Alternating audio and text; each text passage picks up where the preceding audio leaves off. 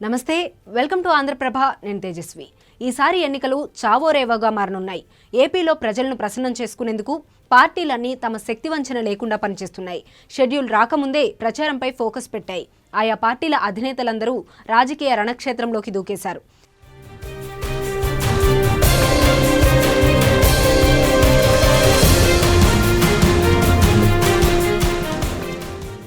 రాష్ట్రం మొత్తం చుట్టేసేందుకు రెడీ అయ్యారు. అటు సీఎం జగన్, ఇటు చంద్రబాబు ఆయా నియోజకవర్గాల్లో క్యాంపెయిన్తో హోరెత్తిస్తున్నారు. ఇక జనసేన అధినేత పవన్ కళ్యాణ్ కూడా ఉభయ గోదావరి జిల్లాల పర్యటనకు సిద్ధమయ్యారు. ఇవాల్టి నుంచి 17 వరకు ఉభయ గోదావరి జిల్లాల్లో పర్యటించేందుకు షెడ్యూల్ ఖరారైంది. తొలి రోజు భీమవరంలో పర్యటించాల్సి ఉంది. కానీ జనసేనకు ఊహించని షాక్ తగిలింది.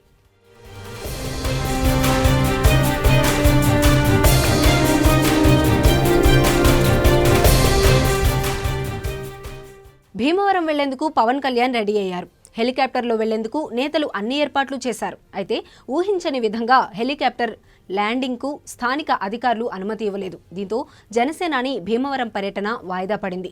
భీమవరం విష్ణు కాలేజీలో ల్యాండ్ అయ్యేందుకు హెలీప్యాడ్ కోసం పశ్చిమ గోదావరి జిల్లా కలెక్టర్కు జనసేన నేతలు దరఖాస్తు చేశారు. అయితే హెలికాప్టర్ ల్యాండింగ్కు విద్యుత్, రోడ్డు భవనాల శాఖ అధికారులు అనుమతి ఇవ్వలేదు. దీంతో జనసేన నేతల నుండి తీవ్ర విమర్శలు వ్యక్తమవుతున్నాయి. పవన్ కళ్యాణ్ పర్యటనను అడ్డుకునేందుకే ప్రభుత్వం ఇలా చేస్తోందని ఆరోపిస్తున్నారు. హెలికాప్టర్ ల్యాండింగ్ కోసం కలెక్టర్, పోలీసులకు దరఖాస్తు చేశామని చెబుతున్నారు జనసేన నేతలు. కలెక్టర్, పోలీసుల శాఖ నుండి సానుకూల స్పందన వచ్చిందని, అయితే విద్యుత్, R&B అధికారులు మాత్రం అనుమతి ఇవ్వలేదని చెప్తున్నారు. దీంతో భీమవరం పర్యటన వాయిదా పడిందని, ఎప్పుడనేది తర్వాత చెప్తామని చెప్పారు.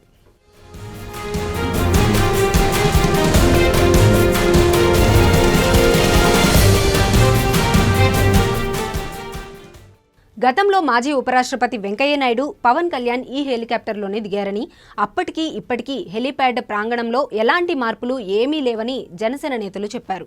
ఉద్దేశపూర్వకంగానే పవన్ టూర్కు ఆటంకాలు కలిగిస్తున్నారంటూ ఆగ్రహం వ్యక్తం చేస్తున్నారు. దూరంగా ఉన్న భవనాన్ని సాకుగా చూపిస్తూ పర్మిషన్ ఇవ్వకపోవడం వెనుక అధికార పక్షం ఒత్తిళ్లు ఉన్నాయని జనసేన నేతలు ఆరోపిస్తున్నారు. విష్ణు కాలేజీలో ఉన్న హెలిప్యాడ్ను భీమవరం పర్యటనకు వచ్చిన పలువురు ప్రముఖుల కోసం వినియోగించారు. ఇప్పుడు పవన్ కళ్యాణ్ పర్యటన విషయంలోనే అభ్యంతరాలు చూపడం విచిత్రంగా ఉందని జనసేన నేతలు మండిపడుతున్నారు.